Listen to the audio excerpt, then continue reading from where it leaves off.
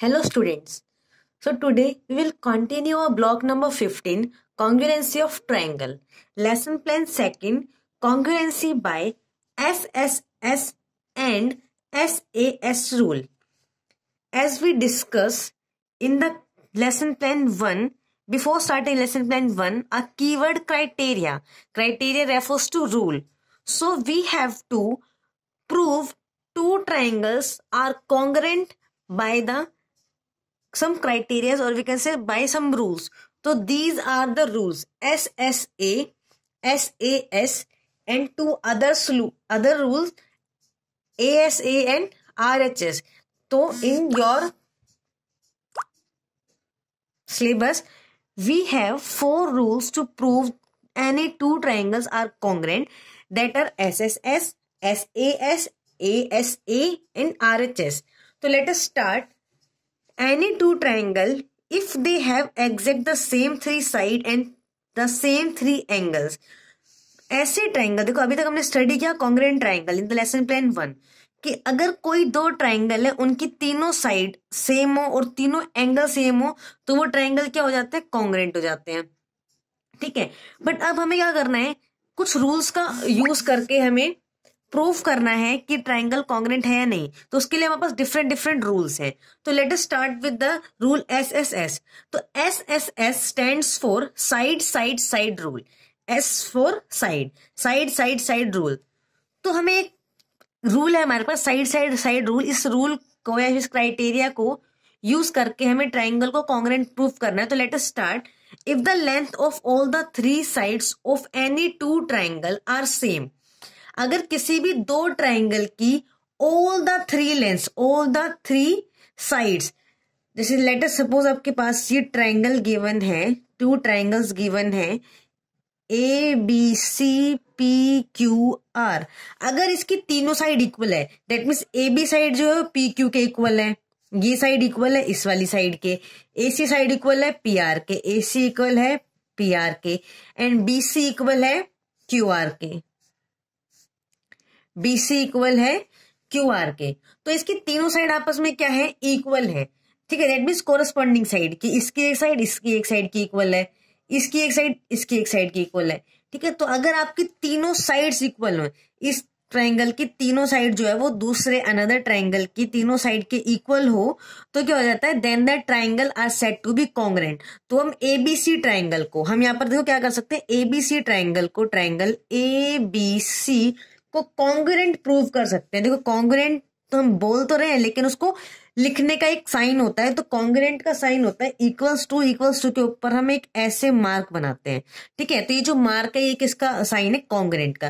तो triangle ABC जो है वो कॉन्ग्रुएंट हो जाएगा ट्राइंगल PQR के बाय SSS क्राइटेरिया. देखो ये तो हमने ऑरली किया. अब हम इसको लिखेंगे कैसे? हम लिखेंगे कि साइड AB साइड जो है वो इक्वल है PQ के. किसके इक्वल है? PQ के. ठीक है.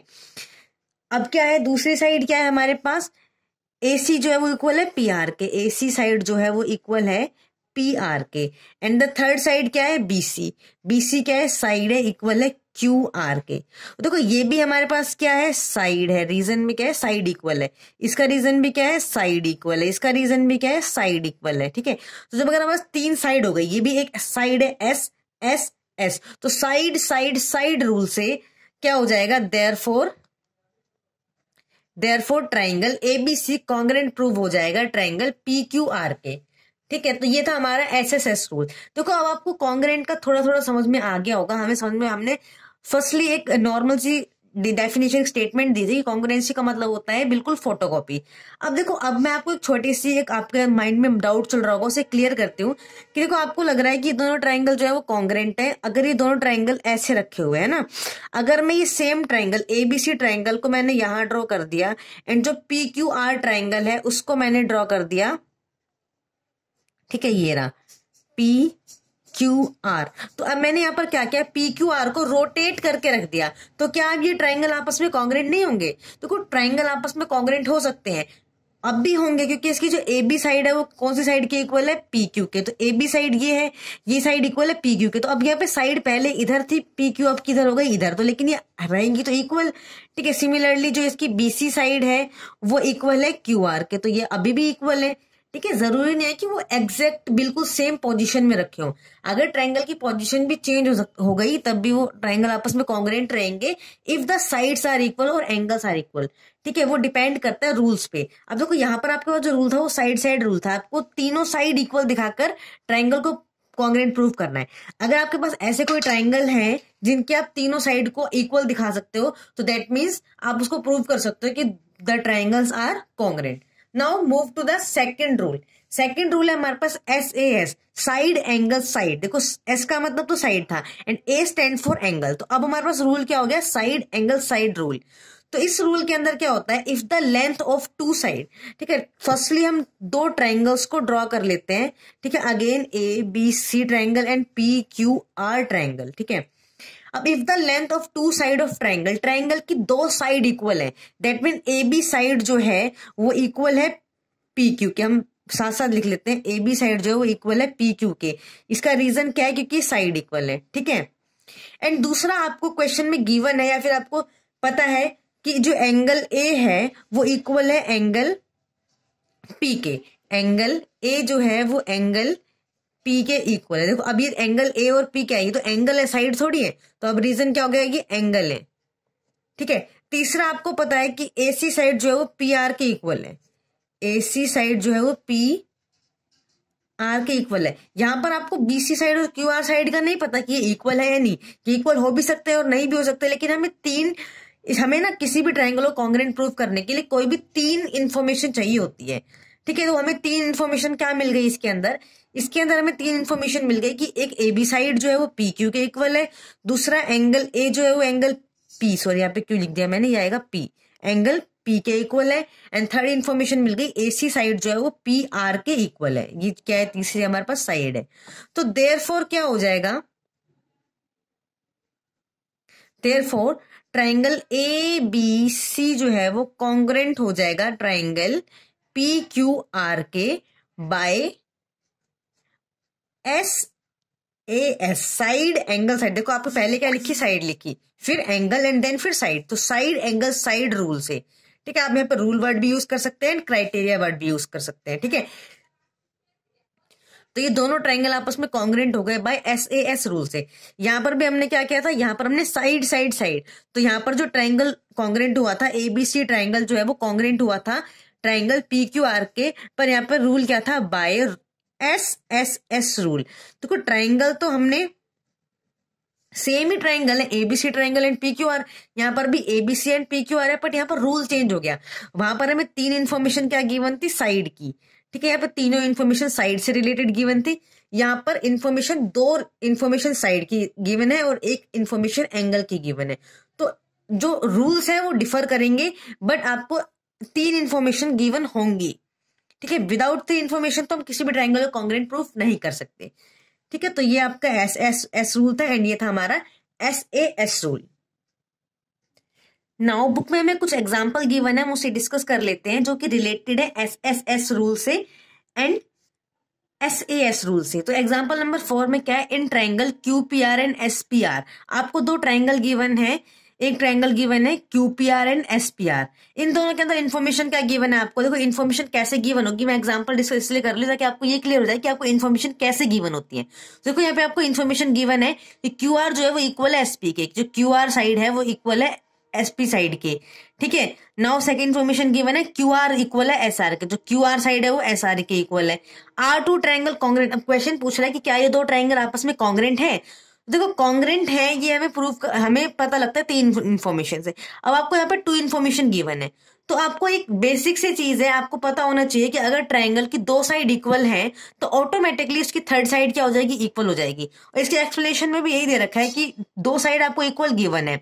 तो सिंस जो PR साइड है, थर्ड साइड, देखो PR साइड, यहाँ पर PR साइड इक्वल क्यों है, देखो ऐसा कंपलसरी नहीं होता कि हर बार जो थर्ड साइड हो इक्वल हो, लेकिन यहाँ पर थर्ड साइड इक्वल क्यों है, PR जो PR के इक्वल हो। देखो जो पहला वाला ट्रायंगल है उसके अंदर भी आपकी साइड आ रही है PR, जो दूसरा ट्रायंगल है उसके अंदर भी साइड आ रही है PR, तो दोनों ट्रायंगल की जो थर्ड साइड है वो तो PR ही है, तो PR दोनों के अंदर क्या हो गया, कॉमन हो गया। तो देखो आप इसको लिख कैसे सकते हो, मैं यहाँ पे आपको लिख के दिखाती हूँ। आप एक रीजन लिखोगे, देखो एक रीजन तो ये हो गया, पहला हो गया QP इक्वल्स टू SP, आपको मिल गया S।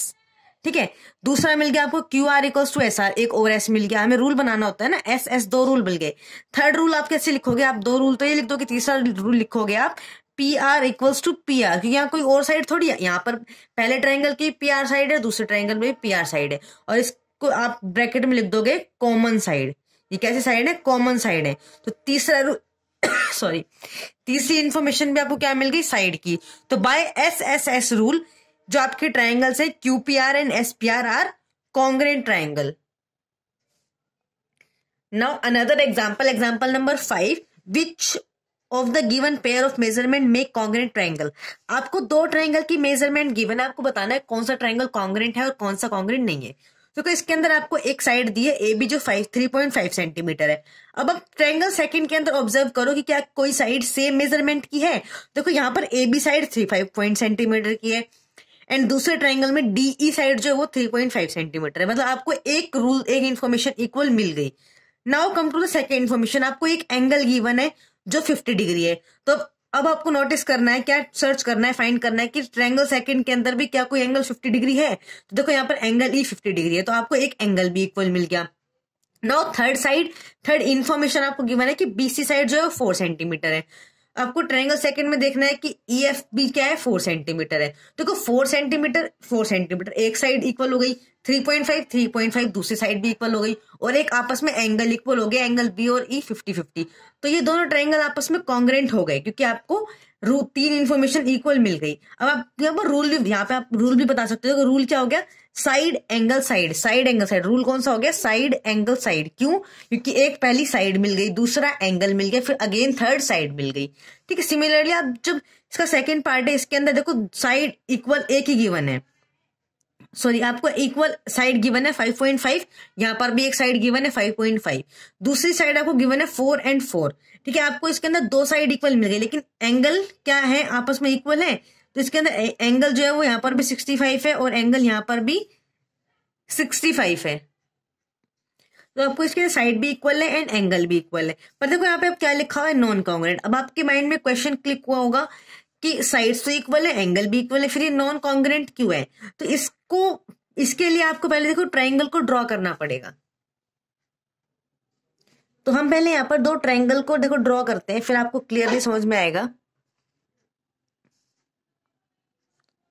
ये दो ट्राइंगल हमने ड्रॉ कर लिए। एक ट्राइंगल हमारे पास ए बी सी एंड दूसरा ट्राइंगल है हमारे पास एक्स वाई जेड। तो एक्स वाई एंड जेड। अब देखो आपको ए बी साइड जो है वो गिवन है डीई के इक्वल। तो ए बी साइड जो है वो किसके, सॉरी इस वाले पार्ट में, सॉरी एक एक्स वाई जेड है और एक है एम एल के। तो इसको लिख सकते हैं के एल एम, के एल एंड एम। ट्राइंगल का नियम है के एल एम। देखो जो आपको साइड गिवन है वो कौन सी गिवन है, वाई जेड। तो यहाँ पर वाई जेड जो है, एक सॉरी मैंने चेंज कर दिया, वाई एक्स वाई एंड ये हो गया हमारे पास जेड। ठीक है। आपको गिवन है जेड वाई जो साइड है वो इक्वल है कौन सी साइड के एल के। तो के एल साइड कौन सी है, ये वाली साइड है। ठीक है। नाउ दूसरी साइड आपको 4 सेंटीमीटर गिवन है, वो कौन सी साइड है, एक्स वाई। तो एक्स वाई साइड आपको गिवन है, दैट मीन्स ये वाली साइड जो है वो इक्वल है एम एल के, एम एल वाली साइड है ये। अब जो आपको एंगल इक्वल गिवन है वो कौन सा, यहाँ पर एंगल वाई गिवन है। तो एंगल वाई कहाँ बन रहा है, यहाँ पर बन रहा है। ठीक है। एंगल वाई बन रहा है यहाँ पर, एंड दूसरा एंगल एम कहाँ पर बन रहा है, एंगल एम बन रहा है यहाँ पर। तो अब देखो, अब ऑब्जर्व करो यहाँ पर तो जो एंगल वाई है वो किसके बीच में, जो दो साइड आपकी इक्वल है, ये साइड और ये साइड आपकी दूसरे ट्रायंगल के इक्वल है, तो उसके बीच वाला एंगल है। लेकिन यहाँ पर क्या है, आपकी साइड तो ये वाली इक्वल है। तो अगर हमें कॉन्ग्रेंट प्रूफ करना है तो हमारे पास एंगल जो है वो कौन सा होना चाहिए, वाई के इक्वल जो एंगल है वो एल होना चाहिए। लेकिन वो एल नहीं, वो कौन सा एंगल है, एम है। तो हम स्टार्टिंग से बोल रहे हैं कोरस्पॉन्डिंग एंगल। तो यहाँ पर ये जो एंगल है कोरस्पॉन्डिंग नहीं हुआ। ठीक है। इसलिए इसका जो आंसर है वो क्या है, नॉन कॉन्ग्रेंट। ये ट्रायंगल कॉन्ग्रेंट नहीं है, बिकॉज एंगल इक्वल तो है लेकिन वो एंगल कोरस्पॉन्डिंग एंगल नहीं है। अगर वो एंगल वाई जो है वो इन दो लाइनों के बीच में आ रहा है, तो यहाँ पर भी जो एंगल इक्वल है वो दो इक्वल लाइनों के बीच में आना चाहिए, तभी तो रूल अप्लाई होगा एस का। ठीक है। यहाँ पर तो एस का रूल अप्लाई ही नहीं हो सकता, इसलिए ट्रायंगल कॉन्ग्रेंट नहीं है।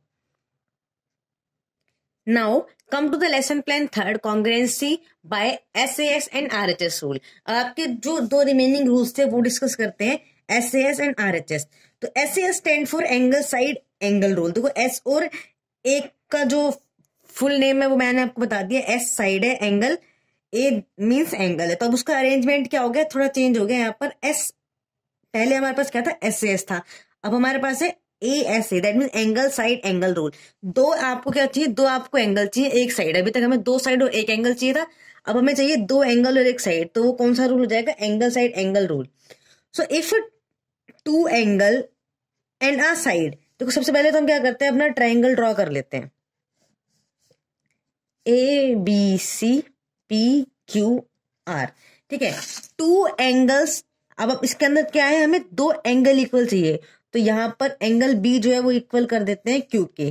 B जो है वो Q के इक्वल है, एंड जो एंगल C है वो इक्वल है एंगल R के। हम यहाँ पे लिख भी देते हैं, एंगल B इक्वल है एंगल Q के, एंड एंगल C इक्वल है एंगल R के, ठीक है। एंड नाउ आगे क्या बोल रहा है, एंड अ साइड, और एक साइड इक्वल होनी चाहिए। तो जो BC साइड है उसको इक्वल कर देते हैं हम QR साइड के। जो BC साइड है वो इक्वल है QR साइड के, ठीक है। R इक्वल, अगर दो एंगल, देखो दो एंगल इक्वल हो गए, अगर आपके पास दो angle, if two angle and a side, दो एंगल और एक साइड आपस में इक्वल होंगी तो ट्राइंगल क्या हो जाएगा, कॉन्ग्रुएंट हो जाएगा बाय SAS रूल से, ठीक है। तो ये आपके पास क्या हो गया, एंगल हो गया, ये वाला भी क्या हो गया, एंगल हो गया, एंड ये थर्ड क्या है हमारे पास, साइड है, ठीक है। देखो यहां पर हमारे पास रूल क्या है, ASA, एक एंगल फिर एक साइड और फिर एक एंगल। तो आप सोच रहे होंगे कि मैंने एंगल एंगल साइड लिख दिया, ठीक है। तो मैंने पहले एंगल्स इक्वल कर दी थी इसलिए। अब आप इसकी अरेंजमेंट ठीक कर सकते हो, आप इसको BC एंड QR, ये वाली जो लाइन है इसको ऊपर लिख सकते हो, and angle Q equals to angle R को नीचे लिख सकते हो। वैसे इससे कोई बहुत ज्यादा फर्क नहीं पड़ता है, ठीक है। अब आपको रूल लगाना है, देखो दो एंगल और एक साइड, तो आपके पास रूल क्या लिख जाएगा, देयरफॉर ट्राइंगल ABC जो है वो कॉन्ग्रुएंट हो गया ट्राइंगल PQR के by ASA rule, by ASA rule. इस रूल से ट्राइंगल कॉन्ग्रुएंट हो गया। अगर आपके पास दो एंगल इक्वल गिवन है और एक साइड इक्वल गिवन है तो आप ट्राइंगल को कॉन्ग्रुएंट प्रूव कर सकते हो बाय ASA रूल से, ठीक है। अब आपको ये भी कंफ्यूजन भी दूर हो गया होगा कि मैम लिखना कौन से अरेंजमेंट में। तो अगर आप ऐसे लिख देते जैसे मैंने लिख दिया, अगर आप ऐसे लिख देते तो भी ठीक है, पर बेस्ट वे होता है कि जो आपका रूल का सीक्वेंस है, देखो रूल का सीक्वेंस क्या है, पहले एंगल फिर साइड फिर एंगल। तो बेस्ट है कि आप उसी तरीके से लिखो, पहले लिखोगे B equals to Q, then side कौन सी है, BC equals to QR, then again angle. तो फिर जो थर्ड जो हमारे पास इन्फॉर्मेशन है एंगल की वो है angle C equals to R। तो C और R को बाद में लिखे एंड BC QR को पहले। अभी भी ये गलत नहीं है, बट एक बेस्ट वे होता है कि आप रूल के अकॉर्डिंग लिखें, ठीक है। तो ये था आपका SAS rule. Now come to RHS rule. RHS rule is the most important rule, क्योंकि ये थोड़ा सा जो पहले के तीन रूल है उनसे थोड़ा सा डिफरेंट होता है।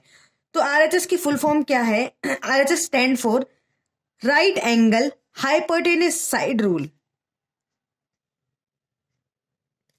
तो यहां पर R का मतलब होता है right angle, H stand for hypotenuse, side का मतलब यहां पर साइड है, ठीक है। तो R से हो गया राइट एंगल, H से हाइपोटेन्यूस, S से साइड। तो ये हमारा रूल है राइट एंगल हाइपोटेन्यूस साइड। तो इसके अंदर क्या होता है, इफ हाइपोटेन्यूस, देखो सबसे पहले तो क्या आपके पास एक राइट एंगल बोल रहा है, दैट मीन्स जो ट्राइंगल आपके पास बनेंगे, अब जो ट्राइंगल होंगे वो ट्राइंगल कैसे होंगे, राइट एंगल ट्राइंगल। एंड आपको पता है राइट एंगल ट्राइंगल कौन से ट्राइंगल होते हैं, जिसके अंदर कोई भी एक एंगल का मेजरमेंट कितना हो, 90 डिग्री हो। ABCPQR,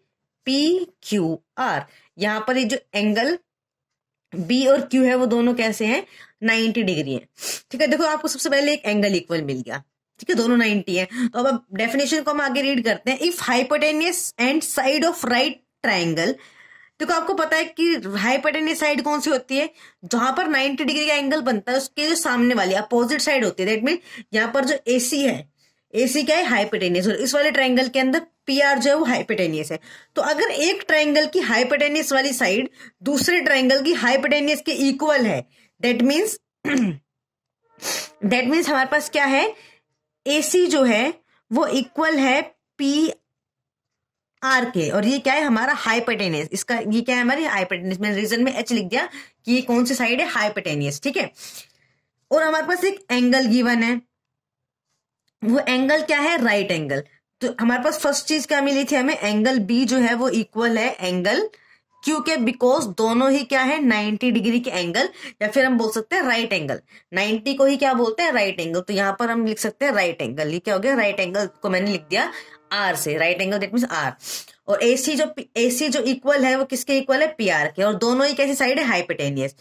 एंड थर्ड उसके बाद क्या बोल रहे हैं, एक हाइपोटेनियस और दूसरा क्या होना चाहिए, साइड। एक तो हमारे पास हाइपोटेनियस इक्वल हो, तो हाइपोटेनियस तो इक्वल हो गई, अब रिमेनिंग 2 साइड बच गई आपके पास AB और BC, और इस ट्रायंगल के अंदर 2 साइड बच गई आपके पास PQ एंड QR।